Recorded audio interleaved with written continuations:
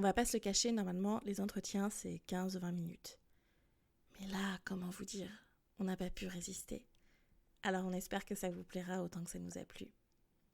Bien sûr, tous les liens de la chaîne de Mojoun sont en barre d'infos. Bonjour à tous et bienvenue dans Un mythe dans le placard, le podcast qui dépoussière les mythes littéraires. Aujourd'hui, je suis ravie de recevoir Mojoun de la chaîne Les Entretiens Secrets pour ce nouvel entretien. On est parti ? Bonjour Mojoun. Bonjour. Du coup, tu as accepté de faire un entretien avec moi aujourd'hui et c'est super cool. Merci beaucoup. Oh bah merci à toi. Du coup, est-ce que je peux te présenter Ouais, brièvement? bien sûr, vas-y. Tu es le créateur de la chaîne Les Entretiens Secrets. Mhm. Sur YouTube, tu as à peu près le même âge que moi et Ouais. tu n'as pas du tout un métier qui est lié à ça dans ta vie quotidienne. Ça n'a rien à voir. Donc, les entretiens secrets, c'est une passion. Une façade. Non. C'est une passion, ouais. Ouais, c'est une passion. Et, et donc, voilà, en fait, c'est un peu ce qu'on peut dire sur ce que tu fais. Et aussi, si chose très très importante, non seulement tu lis les contes et tu les interprètes, mais tu composes aussi toute la musique sur ta chaîne. Ouais, complètement, ouais. Ouais, donc tu es à la fois musicien et conteur. Ouais, je préférais compositeur parce qu'en fait, je me dis que musicien, ça demande quand même une technicité bon, que j'ai pas forcément. Je peux pas tout faire, je peux pas tout jouer. Mais tu joues un peu? Du coup, je me limite. Bah, disons que je me limite à ce que je peux faire déjà et voilà. Mais Ça a l'air pas mal. je sais pas aller, je peux pas faire plus. J'ai du mal à jouer, par exemple, devant les gens. J'ai du mal à jouer sur scène, j'en ai très peu fait, mais du coup, ça je suis quand même un peu bloqué, la panique, la totale, quoi. Je suis un musicien de la maison, quoi. Mais c'est beau! C'est musicien quand même, tu vois? Ouais.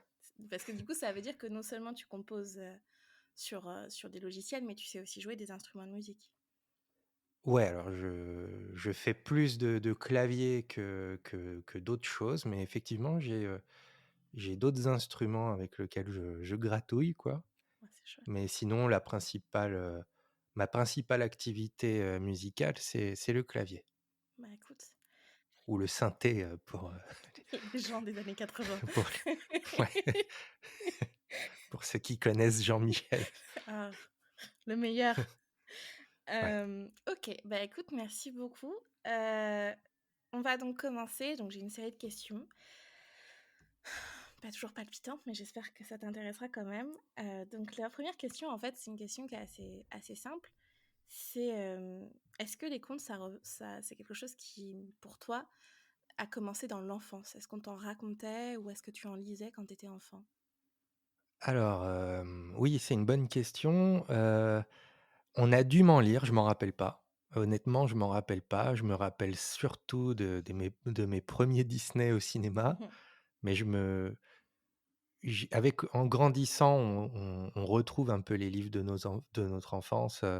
J'ai deux trois livres d'Andersen que mes parents m'ont peut-être contés ou mes grands-parents, Ouais, mais alors là, j'ai aucun souvenir d'être bercé par les contes, étant enfant. J'ai d'accord. plus le souvenir d'avoir des dessins animés à l'appel, je pense que les parents connaissent ça aujourd'hui avec les tablettes ou Oh, ouais, les formats numériques à répétition, mais à l'époque, on mettait notre cassette et puis on la rebobinait et on la remettait en boucle. Moi, je me rappelle de ça surtout. ouais. Le format du conte par le dessin animé, mais pas par la matière du livre. D'accord. Et parce que oui, en effet, nous, on fait partie de la génération de la renaissance de Disney, comme ils appellent ça. Mm, Ah ouais, ouais, c'est là où ils ont réexplosé, en fait. ok. Ouais, mais du coup, est-ce que t'en avais un préféré déjà? Et si oui, pourquoi, tu vois? Pour voir un peu quel genre d'histoire tout de suite t'as aimé être enfant. Alors, de conte ou de Disney? Bah les deux, si tu peux me dire les deux. Oula. Sinon, juste un des deux. Euh, je sais qu'il y avait beaucoup Peter Pan qui tournait. Oh, Et puis je sais pas, bon, c'est l'époque où il y avait des dessins animés pour les garçons, pour les filles. Je sais par exemple que Ariel, la petite sirène ou la même La Belle et la Bête ou Pocahontas, tout ça, c'était pas trop chez nous. Ouais, Alors on est 2 frères, hein, d'accord. du coup, on avait que des dessins animés pour les garçons. Du coup, voilà, Peter Pan, je crois que c'est celui qu'on a usé jusqu'à la bobine, C'était triste ça. voilà, on pouvait plus le voir. Et Alice au pays des merveilles, si je me souviens bien de celui-là. D'accord. Donc Des choses qui m'ont marqué, plus qu'au cinéma ou voilà, Aladdin ou Le Roi Lion, je devais avoir 5-6 ans quand ils sont sortis, mais d'accord. Mais c'est intéressant parce que et Peter Pan et Alice au pays des merveilles, c'est des contes, enfin, contes histoires écrites en ouais, Angleterre à peu près à ouais. la même époque. Enfin, Et d'ailleurs, ils sont tous 2, je crois, issus, les dessins animés issus des années 60, ouais, enfin, je crois que c'est dans cette période. il me semble, ouais. Donc d'ailleurs, je sais pas si toi, ça t'a fait aussi ce même effet quand on t'a appris, peut-être plus jeune ou il y a pas longtemps, que ces dessins animés-là, bah, en fait, ils dataient des années 60. En fait, quand, moi je les voyais, dans les années 90, je pensais absolument pas qu'ils avaient au moins 40-50 ans, les dessins animés. Ouais, pareil. Je crois qu'ils étaient récents, voilà, même Bambi, Blanche-Neige, je pensais ils étaient là depuis peu. Oui, que ça avait été fait pour nous, en fait, tu vois? Enfin, Voilà. Non, non, ils ont une vie avant nous et la c'est c'est trahison. c'est magique, ouais, c'est magique. Ouais, bah, Ça traverse les âges. c'est beau, hein, c'est comme Cendrillon. Moi, j'adorais Cendrillon petite et quand, ma mère m'a dit: «Mais ça a été fait dans les années 50». Et Ouais, ouais, j'étais, ouais, ouais. mais bon. Et du coup, en version écrite, il y avait quelque chose qui sautait ou pas trop, du coup, vu que tu Alors étais plus, waouh, version écrite,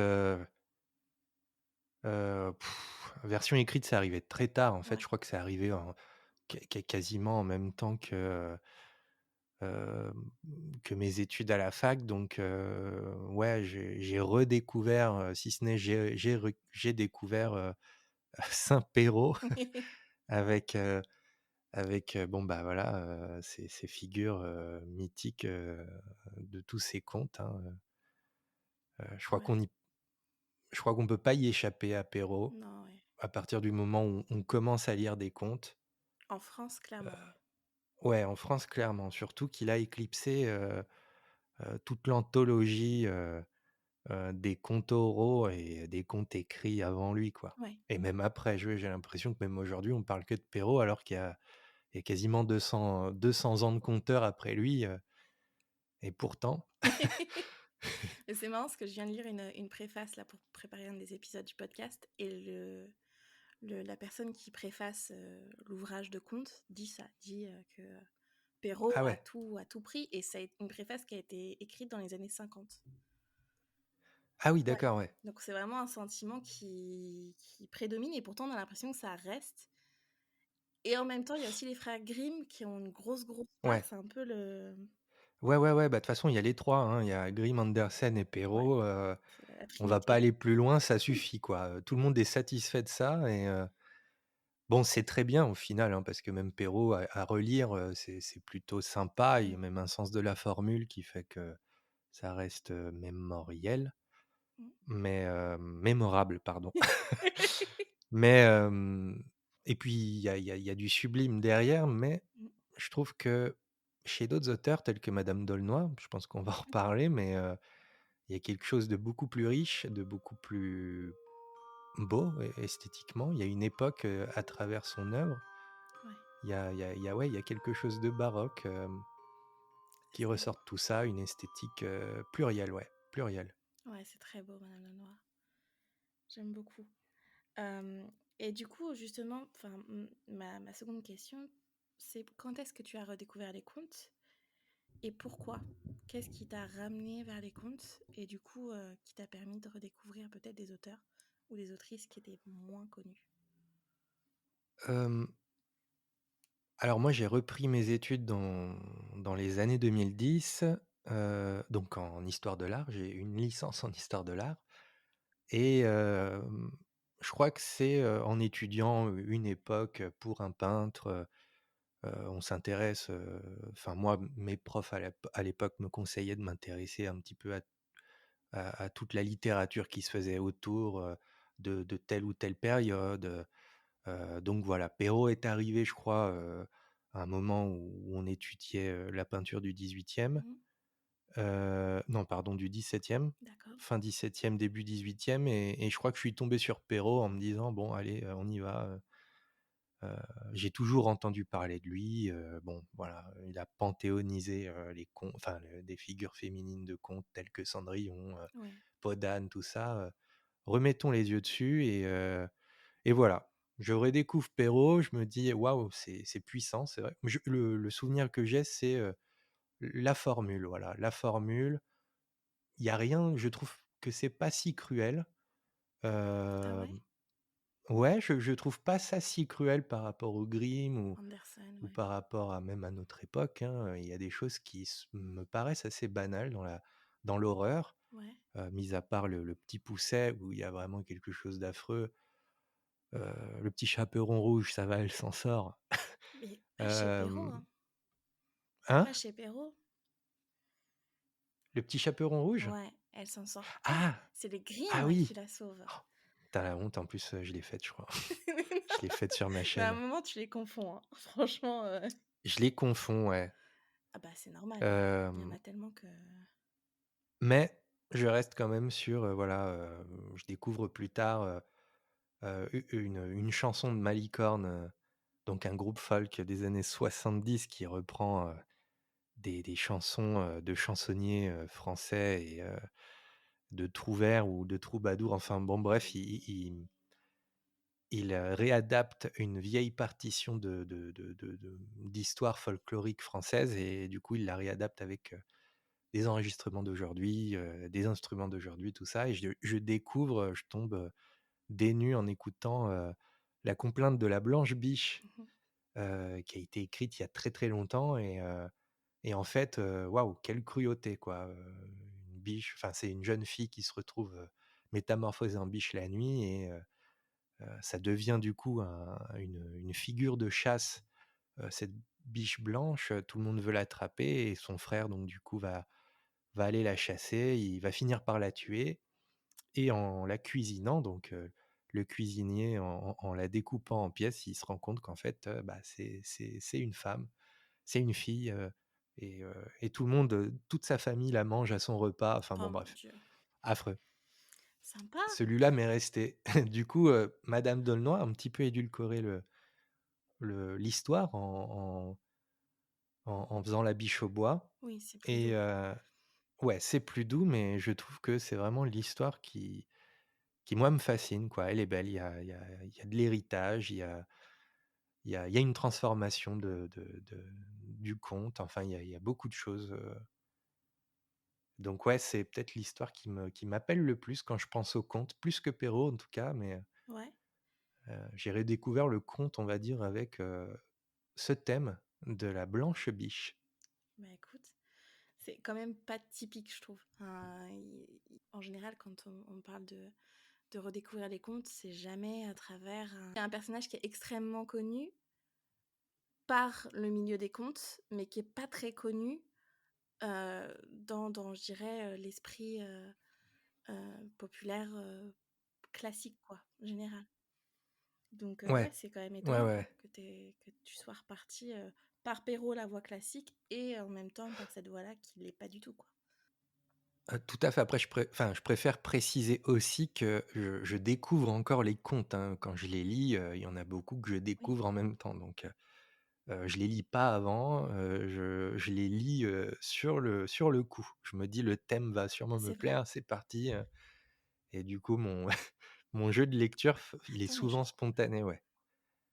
Des fois, je suis même ému, je me retiens et je me dis: «Allez, c'est parti, on continue». Je suis dans ma ça devient cave. bizarre, là. J'ai j'enregistre, j'ai une cave, et en fait, j'enregistre dedans, il y a aucun bruit, rien, et en fait, c'est vraiment la la Oh, je la rêve de ça. condition idéale pour enregistrer, et voilà, je découvre souvent les D'accord, contes en c'est les beau. lisant. Ah ouais, je savais La pas. grosse exclue, ouais. Je pensais que tu les lisais et que Donc voilà. tu les travaillais ensuite, tu vois? Parce que ça semble, Il y en a que il y en a qui se connaissent, hein, il y en a des connus, je sais où ouais. où certaines histoires vont me mener. Et puis même maintenant, je me rends compte qu'il y a des logiques d'écriture, je sais où ça va tout de suite. Alors, ça crée une sorte de réflexe, ouais, des réflexes, de narration. Alors c'est pas forcément très simple, Ouais. mais parce que parfois la surprise, elle peut être un petit peu, sabrée à cause de ça.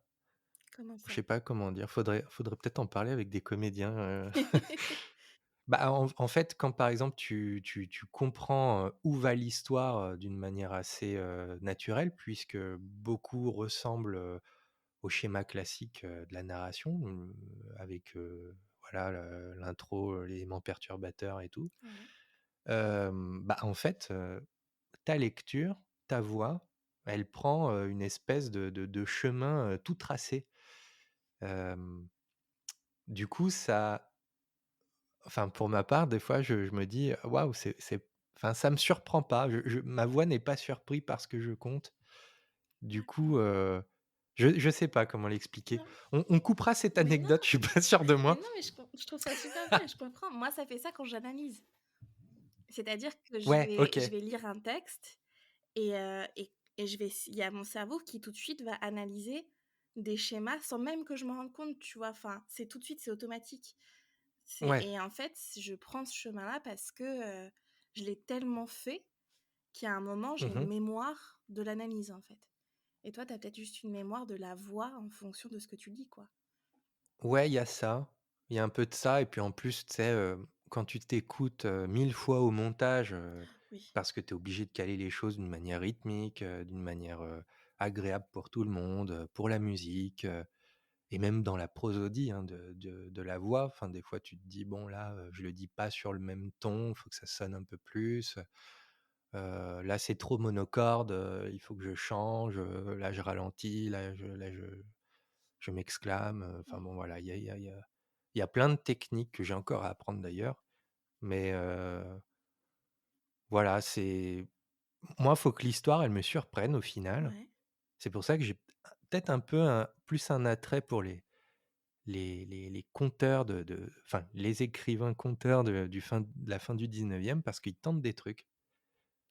Ils tentent des trucs, ils tentent des fins, complètement, autres quoi, ouais.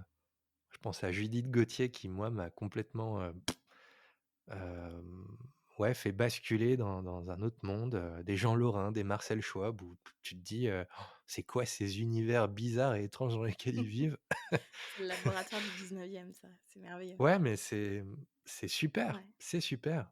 Et tu en as d'autres, comme par exemple des George Sand, où ça défile, c'est d'une évidence, mais c'est fluide. Il y a tout qui passe, heu, enfin je sais pas, j'ai ça dépend, voilà, des auteurs, d'accord. Et du coup, parce que justement on va parler un petit peu plus de ta chaîne dans 2 minutes, mais parce qu'on en parle là, mais on n'explique pas forcément. Et ouais, c'est c'est pas pas c'est mon premier entretien, du coup, je mais sais non, pas non, ce qu'il faut non, non, vraiment dire. c'est normal, t'inquiète. Heu, ma question, c'est que, on va enfin, voilà, pour toutes les personnes qui ne sont pas encore allées sur ta chaîne, bah, n'attendez pas, allez-y. Ma question, c'est que, bah, il y a des contes, donc comme on l'entend au sens classique du terme, c'est-à-dire le conte de fées en général, mais il y Mmh. a aussi beaucoup de contes fantastiques, de nouvelles, romantiques, sombres, pas forcément fantastiques, mais appartenant au romantisme noir parfois, Ouais, parfois à la limite du réalisme, enfin ça mixe un ouais. peu, quand tu approches de la fin du 19e. Et donc du coup, ma question c'est qu'est-ce qui t'a amené à les mélanger? À aller à la fois dans le conte de fées et en même temps dans, ce Ah! conte fantastique, pour résumer? Bah, écoute, je crois que les 2 sont assez proches finalement. Après je sais pas, je pense que c'est des expériences d'écrivain surtout. Je sais pas, par exemple, Edgar Poe n'aurait peut-être pas eu la même peut-être qu'Edgar Poe, ouais, je sais pas comment dire, mais entre un Edgar Poe, un Charles Nodier, ils ont peut-être pas forcément les mêmes choses à dire. Ils ont Ouais, pas la même expérience de vie. On est clairement. loin, des beaux salons, littéraires des Précieuses, Et pourtant, j'ai l'impression qu'ils font autant de la féerie, les uns que les autres. Il y a comme un besoin de féerie chez tous ces gens, même dans le gothique, hein, même dans le noir. Je trouve que c'est assez proche. Hem, il y a pas de loi. Moi, j'ai l'impression qu'il n'y a pas de règles, il n'y a pas de, tu sais, comme le le MCU, le MCU, il y a une sorte de ouais, de fairy tale, universe, tu vois? Je vais le dire à la française. Mais tu as l'impression que, les personnages de contes, en tout cas les histoires, le monde, les descriptions de contes féeriques ou horrifiques sont, toutes issues d'un même univers, chacun peut raconter ça. Il y a pas de cohérence, de loi physique, dans ce genre d'univers et pourtant il y a quand même une cohérence. Hem, je sais pas, j'ai vraiment l'impression que tout peut se rejoindre dans cet univers, le tout est possible, tu sais? C'est Il y en super aurait bien. pas forcément chez le Tolkien, on pourrait pas dire, «Bah, tiens Cendrillon, quand elle est en terre du milieu», tu vois? Il y a un truc qui sonne faux, mais tu vois, Ouais. tu peux mettre du Cendrillon chez Jean Lorrain. Tu peux mettre, des contes de Madame d'Aulnoy chez, Marcel Schwab. Enfin, il y a comme des échos, hem, là, je crois que l'épisode sort en octobre, c'est ça? L'entretien sort il y Ouais. a, voilà, Hop Frog de Edgar Poe qui va sortir ou qui est déjà sorti, je sais pas. Il y a quelque chose du conte, du récit, du roi, du nain, enfin, il y a quelque chose qui pourrait se répondre, qui font écho, les uns les autres entre, entre contes et nouvelles fantastiques, en tout cas qui me semblent, assez familières les uns des autres. Quitte à les mélanger, je trouve ça même bien. Et puis ce qui est intéressant entre le conte et la nouvelle ou l'horreur, c'est vraiment, comme si tu mêlais le rêve et le cauchemar. Et il y a quelque chose d'assez proche entre les 2 puisqu'en fait, l'un ne vit pas sans l'autre. Tu as l'impression que tout est teinté d'un peu des 2. Il y a un équilibre en tout cas, le rêve n'est pas forcément cohérent avec tout, le cauchemar non plus et il est ni bénéfique ni maléfique, il est là. Il est là, il nous accompagne avec notre vie donc je me dis que les contes, pourquoi pas les mélanger autant que, ce que nous propose notre, subconscient en tout cas. C'est super bien. Enfin, ça fait comme un ta chaîne, c'est un peu comme un voyage, Ah dans bah, la c'est nuit, tu gentil vois? ça. Non, mais c'est vrai. Mais En c'est tout très cas, c'est beau et en l'usage plus qu'en font, les auditeurs, quand tu regardes un petit peu les stats, ouais, effectivement, je crois qu'il y a, enfin, maintenant, ça m'étonne moins, mais je pensais, moi, faire de la lecture pour de la littérature audio, tu vois? Je pensais pas faire de la lecture pour, le sommeil et du coup, ben, ouais, ça va d'accord, de 20 heures à 4 heures du matin en masse, quoi. Et c'est encore, moi, vrai? je suis une petite chaîne, hein, il y en a d'autres, on pourrait citer les Bras de Morphée où, c'est incroyable, elle fait vraiment, dormir, les gens en ont besoin, la réclament, moi j'ai fait une petite collaboration avec elle donc je suis plutôt content de la citer mais en tout cas, voilà, il y a des chaînes qui Mmh. sont, axées sur le sommeil vraiment, qui font, une sorte d'ASMR, je crois que c'est comme ça qu'on dit mais je crois qu'elle Ouais. est plus proche de l'ASMR pour le sommeil et le bien-être que ne l'est ma chaîne en tout cas. Ouais, ben, moi, je sais que parce que quand j'ai découvert ta chaîne, heu, je me suis dit: «C'est différent». J'écoutais pas forcément, de contes audio parce que moi, j'ai une formation littéraire, donc autant te dire que toute ma vie, c'est de lire, tu vois? Mmh.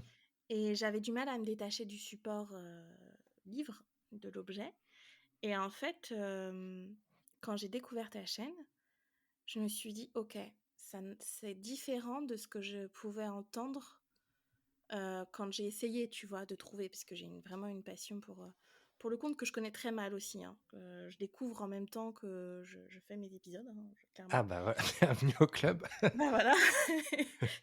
Enfin, je suis là genre: «Waouh, il s'est passé ça!» mais c'est toujours un peu une découverte et du coup, c'est un gros plaisir de faire ça et du coup, Mmh. comme je suis arrivée sur ta chaîne, je me suis dit qu'il y avait plein de trucs qui m'étonnaient. La première chose, c'est le son de ta voix.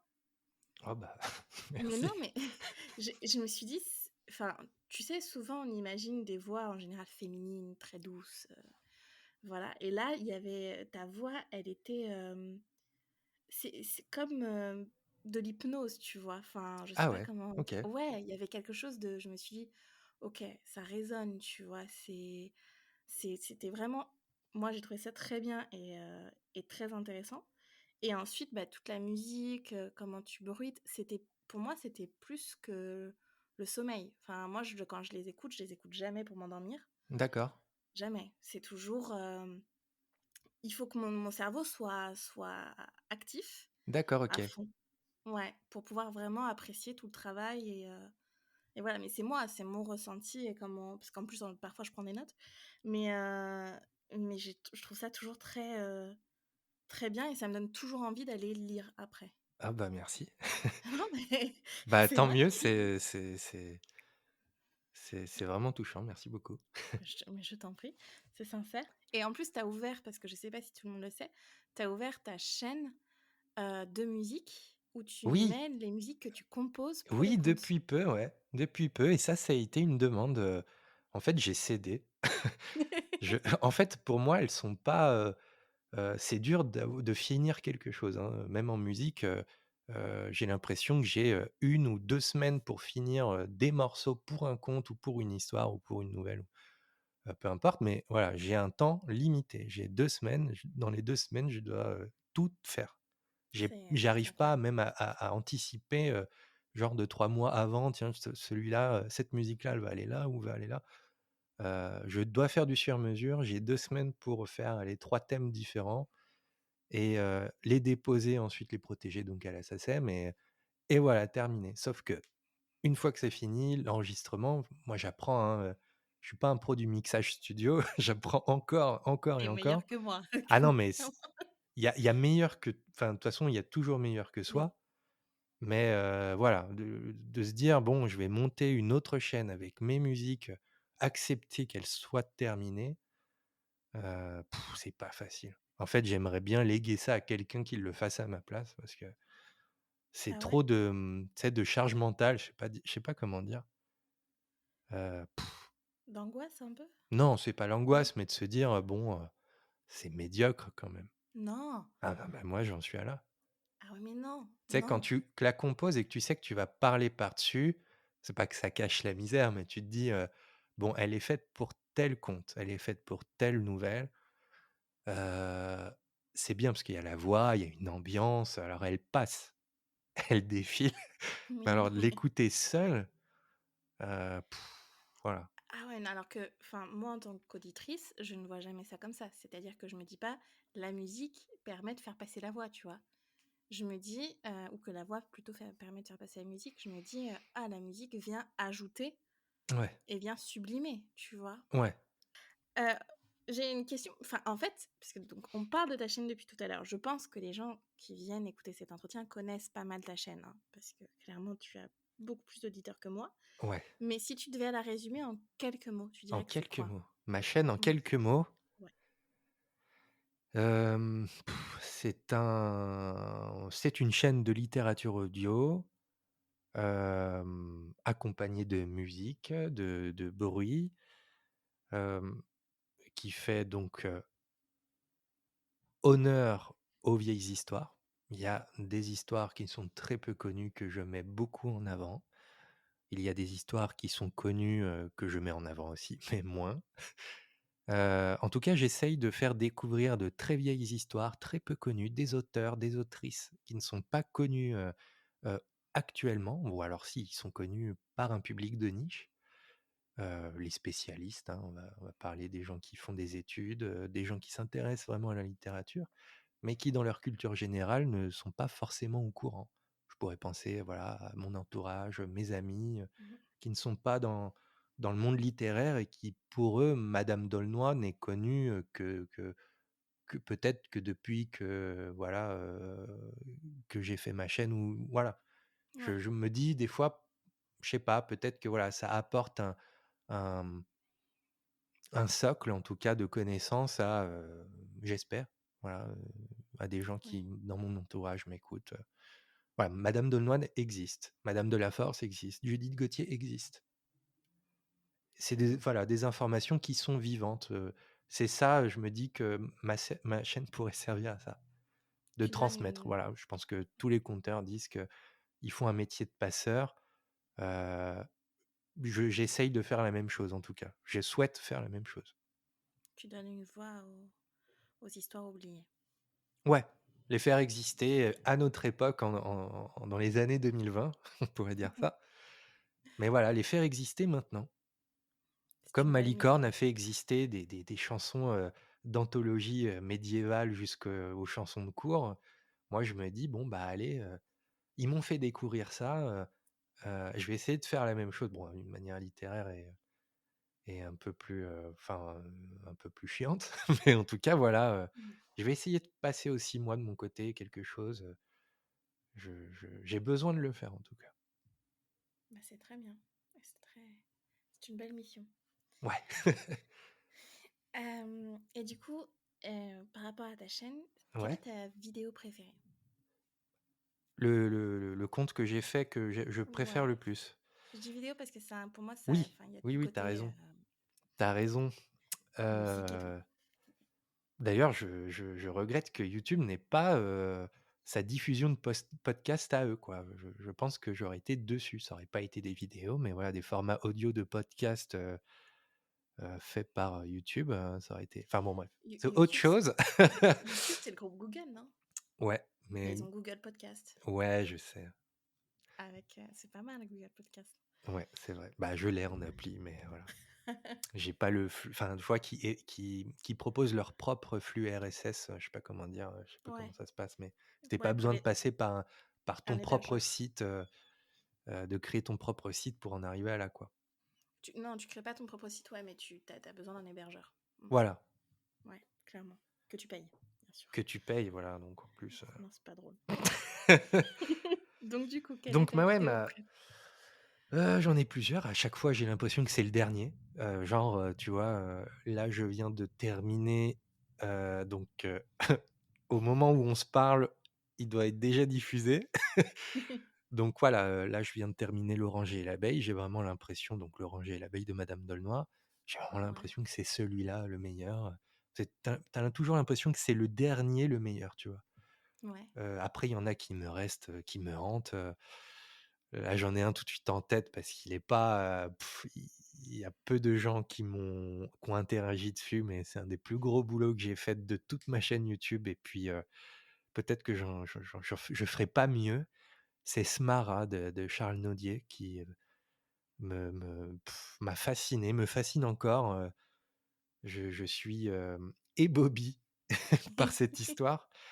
C'est voilà, c'est pour la période d'octobre en plus qui approche donc, Halloween, elle est vraiment thématique, elle est vraiment, riche, elle est vraiment, tortureuse, elle est incroyable cette histoire. Elle est très dure, inaccessible pour le grand public. J'ai essayé de faire quelque chose de potable, hein, vraiment. Mais alors quelle horreur ce montage, quelle horreur ce traitement, et c'est pas facile. En tout cas, je suis très fier de l'avoir fait, heu et peut-être que j'arriverai pas à mieux, vraiment, j'ai passé énormément de temps dessus, plus que, beaucoup d'autres. T'as passé combien de temps à peu près? J'en sais rien. C'est ça ce qui de toute façon, quand on aime, on compte pas. C'est Mais, beau. beaucoup de temps, beaucoup trop de temps même, beaucoup trop de temps, D'ailleurs, je pense que toi, tu peut-être, as ce même genre de processus quand tu montes ou quand tu es acharné sur quelque chose, même que tu écris. Tu sais, des fois, tu as besoin de lâcher l'éponge Ouais. pour repartir mieux, tu sais, c'est comme la légende de Appel de Kos. Je sais pas si tu la connais, cette légende, je l'aime beaucoup parce que Non. c'est une légende antique, donc qui traîne vraiment encore dans les milieux artistiques aujourd'hui. Je l'aime beaucoup parce que ça te rappelle à quel point on n'est pas si différent de nos anciens et on a toujours en tant qu'être humain, les mêmes problèmes. Et donc Appel de Kos, il est rendu légendaire parce que ce serait un peintre, donc un peintre mythique de l'Antiquité. On dit que c'est lui qui a peint le plus beau tableau du monde, alors peut-être que je résume parce que, j'ai plus l'histoire vraiment dans les détails, mais Appel de Kos, heu était un peintre du réalisme, apparemment, et en fait, il avait représenté un jour un cheval. Il avait passé énormément de temps. Il avait représenté en fresque donc un cheval qui sort de l'eau, genre un cheval de Poséidon qui sort de l'eau, voilà, très écumant, écumeux, il y a de la flotte, enfin bon voilà, tu vois le tableau, un peu une Ouais, marine avec, un dieu, de la mer qui sort, en chevauchant son cheval, enfin bon bref, et Appel de Cos voulait que son cheval, re ait la furie, tu sais, la fureur du cheval écumant, baveux, qui a la rage et tout, et en fait, d'accord. pour traiter ça, il y arrive pas, et un jour, il en a tellement marre, il est tellement en colère qu'il prend une éponge et il la jette sur son cheval, dégoûté quoi, quitte à tout casser, et en fait, en jetant l'éponge, cette éponge va, révéler sur, la gueule du cheval, tout l'écume qu'il a essayé de représenter depuis, je sais pas combien de temps, et voilà, c'est en lâchant du lest, en jetant l'éponge que du coup, il va réussir son cheval. Mais c'est Et incroyable, j'aime c'est bien de là que cette vient histoire parce l'expression? que du coup, c'est, accepter d'abandonner.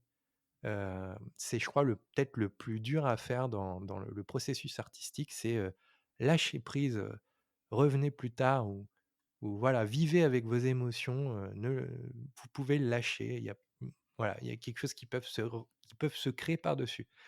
Parce que Je c'était trop long cette histoire, mais moi je non, l'aime c'était beaucoup bien. parce qu'elle est, elle est, nécessaire. Elle est vraiment nécessaire. Faut toujours se rappeler qu'il faut abandonner, et qu'il faut pas non plus quelque part abandonner. Enfin, faut faire son travail en pointillé un petit peu.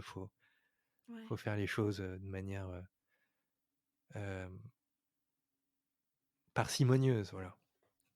Et c'est marrant, c'est ce que me disait ma directrice de thèse. Ah bah, de À toute chaque façon, fois que elle me disait: «Allez, arrête», et une fois, j'étais bloquée et mmh, j'ai lu, je lisais que pour ma thèse, c'est que, des auteurs très classiques, inscrits au panthéon de la littérature tant britannique que française, et pour me détendre, j'ai lu un roman, ce qu'on appelle young adult, donc OK, un truc, des traduit. vampires, un truc pour jeunes adultes, quoi, enfin, que je ne suis Ah, plus. young adulte, en fait, Ouais, c'était ça que tu disais? c'est ça, pardon, young adult. OK. Et et c'était un truc avec des anges déchus aussi et des vampires, je sais plus, tu vois? Un truc, un Ouais, genre Twilight. petit peu plus poussé. OK. Légèrement plus, et en fait, en lisant le truc, là, je vois une référence et je me dis: «Mais mais c'est ça, en fait!» Vu que je travaille sur l'ange déchu, et du coup, je suis partie et j'ai Ah fini oui, mon chapitre, ouais. et tu vois, ça me fait un peu penser à ça, ce côté où, en fait, tu lâches, et au moment où tu lâches et tu te plonges dans autre chose, bon, moi, tout a un rapport avec l'ange déchu, donc dès que j'en vois un, je cours, tu vois? Eh oui. Mais ça m'a vachement aidée, Ouais, donc ouais, bah, je vois un je peu, comprends, je comprends. c'est beau. Ça devient très philosophique tout ça, et Bah, oui. donc il faut, et puis du coup, donc on sait que, les vidéos donc qui t'ont particulièrement touchée, c'est celle qui va bientôt sortir, qui n'est pas encore sortie là, mais qui sera sortie au moment de l'entretien, donc L'Orange et l'abeille et Smara, et Voilà. à contrario, est-ce qu'il y en a dont tu n'es pas satisfait? Ah oui, il y en a plein. Bah, de toute façon, quand tu regardes en arrière, tu regardes les premières, et tu cliques et tu fais: «Ah ouais, il a» enfin moi, en fait, toutes celles que j'ai faites, au tout début, j'ai envie de toutes les refaire, et il y en a une vraiment que j'ai envie de refaire parce que je l'aime autant que Smara, autant que La Biche au bois, c'est Trilby, et c'est encore Charles Nodier, et Ouais. Trilby, c'est beau, c'est vraiment beau, c'est une bouffée d'air frais. Voilà, je le trouve lourd, j'ai l'impression de l'avoir traité de manière un peu trop lourde. J'aimerais mettre un peu plus de légèreté dans ce conte, j'ai envie vraiment je crois que je vais le refaire. Allez, c'est signé, je le refais en 2023. C'est enregistré. Voilà, mais il y en a Ouais, plein que j'ai envie de refaire. Il y en a plein. d'accord, et Parce que quel il y a même des histoires où j'ai pas bien compris. Je les ai faites quand même, je l'ai pas bien compris. Alors je peux pas te dire en tête, mais par exemple, j'ai heu, bah, j'ai pas le contenu là, mais je sais que dans mes souvenirs, il y a des histoires où je les ai pas forcément très bien comprises, et du coup, je les ai interprétées, à côté. Bah, c'est genre que, enfin, t'aurais fait une interprétation pas très Ouais, genre tu pas compris le sens de la phrase ou tu même, tu vois, des fois contresens, du coup. ouais, un contresens, merci. Je t'en prie. Heu, je sais pas si tu peux avoir des contresens dans une interprétation, tu vois? Ah si, Ouais? si, par exemple, je l'ai appris il y a pas longtemps, heu, alors chez madame Dolma encore une fois. On l'adore, vive Camille. Ouais, on l'adore. Par exemple, alors c'est minime, mais dans La Belle aux cheveux d'or, heu, Ouais. le prince donc, je crois qu'il s'appelle Avenant, je sais plus. Le Mmh. prince en fait, au moment où il va aller sauver sa chère et tendre princesse, il rencontre, heu, des péripéties et à un moment donné, c'est écrit texto, c'est écrit «ouais», tu vois? C'est D'accord. écrit «ouais» et toi tu vois ça en l'an 2000 et tu te dis, heu: Détente. «OK, il y a 300 ans on disait "ouais" en fait». Ouais. Donc moi je lis ça, je fais pas forcément la recherche, derrière, le sens du mot. J'y vais en mode: «Ouais»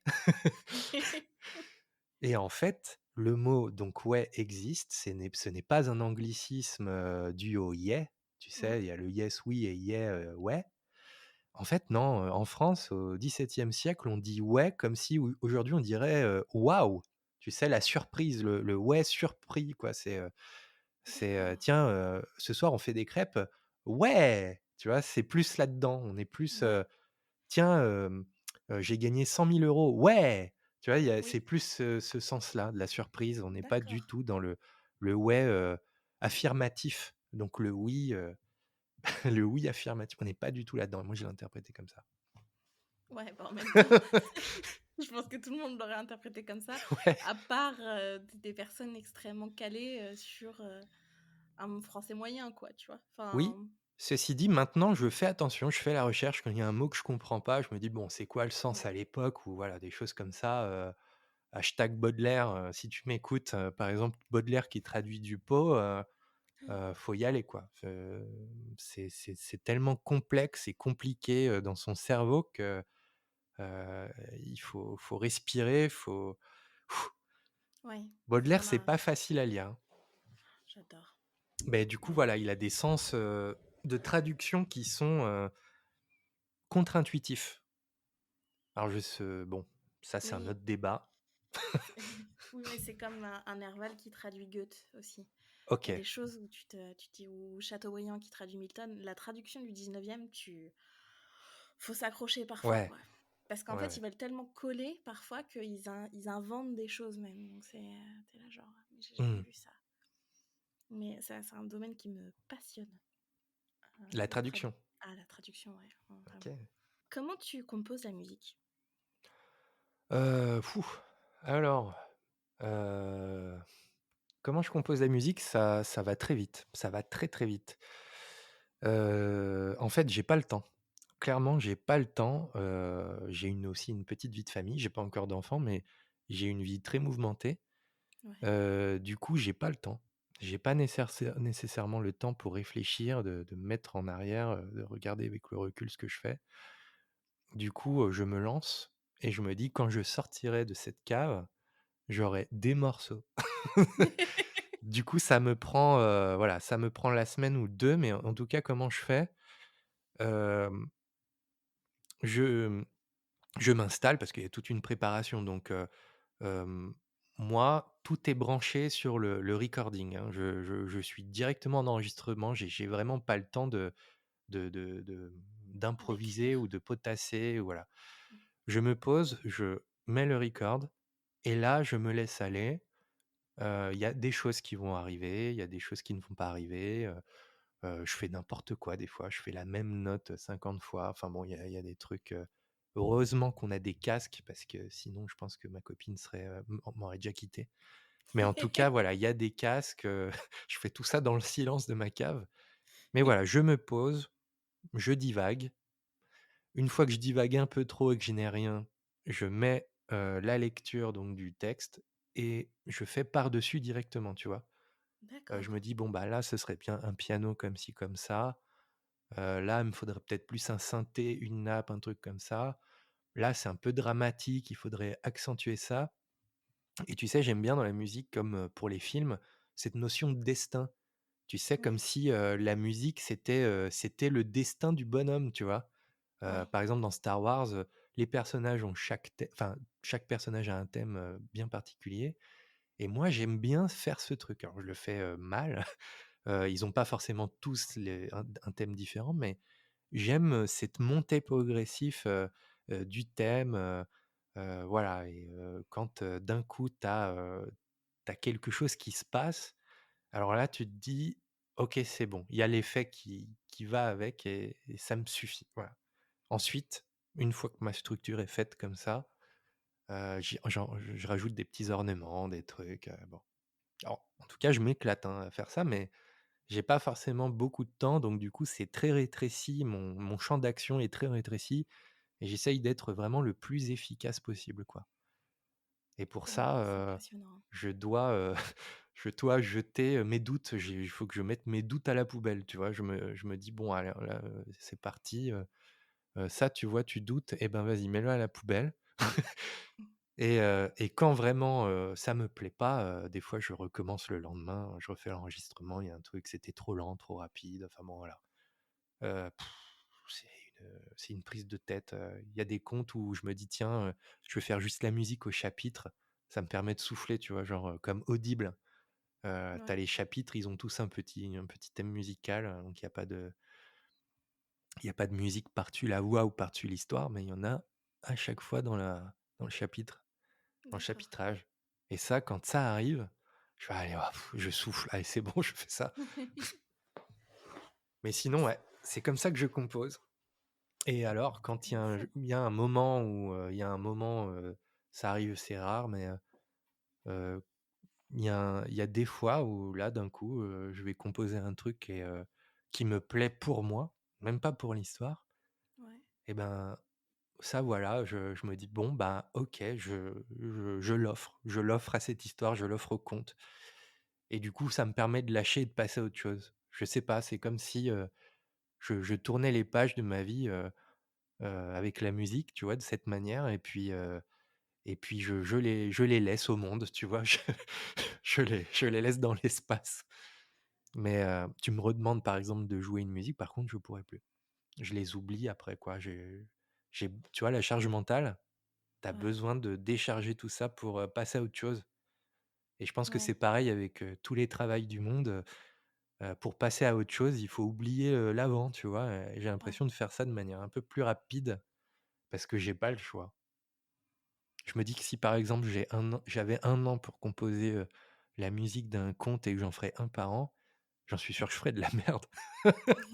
J'ai l'impression que voilà, cet inconvénient, de temps, de rendement me demande vraiment de faire quelque chose d'un peu plus, poussé. Je sais que mon album, par exemple, mon premier album, Les Comptines désenfantées, ça m'a pris, 3 ans à faire 15 titres, enfin voilà, qui sont très courts, très intenses, mais ça m'a pris énormément de temps et je crois que j'ai eu besoin de passer, à autre chose après ça, quoi. D'aller, droit d'accord. au but, ouais. Mais c'est, moi, je trouve ça ultra impressionnant. Je Mais pense on que n'a j'en pas serais du tout la même, méthode de composition. Enfin, enfin, même moi, je rencontre des musiciens ou des compositeurs dans mon entourage, des gros bisous à Manu s'il m'entend. C'est le clarinettiste qui passe, souvent dans mes comptes. Bon, bah, voilà, on a tous des méthodes différentes, moi, je peux en parler avec lui, donc c'est cool, mais c'est génial d'avoir autant de différences, dans le monde et faire, voilà, des on a chacun ses petites recettes. C'est ouais, je trop trouve cool. ça ouais, je trouve ça super bien et super inspirant. Moi, enfin, franchement, je suis pas du tout musicienne, mais alors pas du tout. C'était un grand regret dans ma vie. Et quand je t'entends dire que, bah voilà, enfin, en gros, tu mets ton casque, tu te mets devant ton clavier et t'y vas, moi, je suis scotchée, quoi. Ça me paraît absolument incroyable. Mais Bah, j'imagine que des gens écrivent comme ça aussi, ouais, bah, ouais. tu vois. Enfin, mais c'est cette créativité spontanée comme ça et intuitive, c'est renversant quand même. Enfin, Après, moi, je vois ça vraiment comme de l'artisanat, hein. Je suis plus, sur le côté, je sais pas, enfin, c'est même pas pour paraître, tu sais, un peu trop prétentieux ou pompeux, parce que bon, beaucoup de gens parlent de l'art comme quelque chose de, tu sais, les jambes croisées comme au musée pour parler d'un tableau, mais en vrai, Mmh. tout se passe dans un moment où il faut y aller. C'est, allons-y, et puis, en fait, c'est la sensibilité qui sculptera le truc, hein, heu, le temps permet le temps permet les ornements et le et comment on va dire? La sculpture, mais en vrai, moi, ce que je fais, c'est pas ça. J'ai vraiment pas l'impression d'être dans la subtilité, tu sais, de l'art, donc moi, j'ai vraiment l'impression de faire quelque chose d'un peu bourrin dans ce sens, et du coup, j'ai vraiment l'impression d'être plus dans l'artisanat que dans l'artistique. Non, mais voilà, c'était pour, surtout, nuancer Mmh. l'artisanat de l'artiste, bon, c'est très proche évidemment, mais le temps, heu, le temps de pro du processus, artiste, je sais pas pourquoi on parle là-dessus. Parce que tu demandais comment tu composais Genre, la musique. on est sur France Culture aujourd'hui, dans les nouveaux chemins de la connaissance, la création, non, Non, mais mais voilà. voilà comment tu composes, en tout cas. Non, mais Ouais. ça part toujours dans tous les sens. Heu, c'est je précise qu'on ne se connaît pas quand même, hein, donc Ouais, on se connaît pas, ouais. ouais, c'est On tout se est connaît très pas. J'ai découvert, je tiens à le dire quand même parce que, j'ai découvert ta chaîne YouTube il y a, je sais pas, une année, un truc comme ouais, ça, parce que je recherchais des études, alors à la radio, en podcast ou sur YouTube, je recherchais des études sur Madame D'aulnoy. Je suis tombé sur ta chaîne, la seule chaîne du tout YouTube français qui parle de Madame D'aulnoy, hein. c'est Et vrai? ben voilà, après c'est des confs, enfin tu vois, c'est des choses qui ne sont pas Oui, suivies, c'est une conférence à droite à gauche, mais c'est pas quelqu'un qui en parle, enfin je sais pas comment dire ça. En tout cas, toi, tu promets, il y a un engagement sur d'autres, contenus en rapport avec tout ça. Donc tu es la seule j'espère. chaîne YouTube à faire un travail suivi sur, l'analyse du compte, et Yeah. voilà. Donc je me suis dit: «Non, je ne peux pas laisser passer ça, il faut que j'en parle». C'est trop gentil. Ah bah non, Merci. mais c'est voilà, tu m'apprends ce que je fais aussi. Donc il y a besoin de ça, hein, Ouais, tu été mon c'est premier commentaire. ah ouais, OK. Bon, bah, d'accord. C'est vrai, hein? Et OK. du coup, j'étais en mode, «Oh waouh!» et ça Ah m'a bah rassurée, mais vraiment, et je me suis dit: «Bon», et du coup, ouais, il y a un véritable échange, quoi. carrément, carrément. Donc Mais c'est il faut que cool. ça continue. Je suis très content de faire cet entretien avec toi. Ah bah, Mais il faut que, voilà, il faut que ça continue, il faut que ça gonfle, en fait. Il faut que ça gonfle tout ça.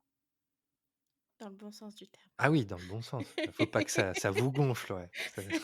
Ça fait déjà 1 heure et demie qu'on discute, ça gonfle un peu tout le monde, ouais.